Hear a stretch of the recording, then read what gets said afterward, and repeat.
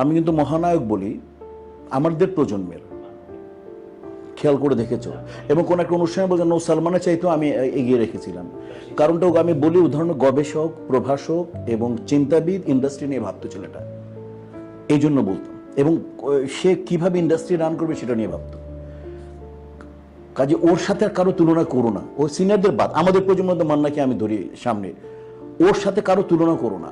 হয়তো অনেকে জনপ্রিয় হতে পারে, অনেকে বেশি টাকা নিতে পারে, কিন্তু ইন্ডাস্ট্রির নায়ক কিন্তু ও দেখিয়ে দিয়েছে। এবং আমি প্রমাণ করে দেবো, ওই জনগণ নায়ক, ওই মহানায়ক, ওর লাশকে আমরা নামাতে নিয়ে যেতে পারিনি শহীদ মিনার, আমরা ওই লাশকে কোনোভাবে বৃষ্টি থেকে বের করতে পারছিলাম না। কিন্তু ওর আগে কিন্তু সালমান শাহ মরে গিয়েছিল, সালমান শাহের এত ক্রেজ হয়নি। তো জনগণের নায়ক কিন্তু হচ্ছে মান্না, এবং ইন্ডাস্ট্রির নায়ক মান্না, আর আমাদের প্রজন্মের মহানায়ক।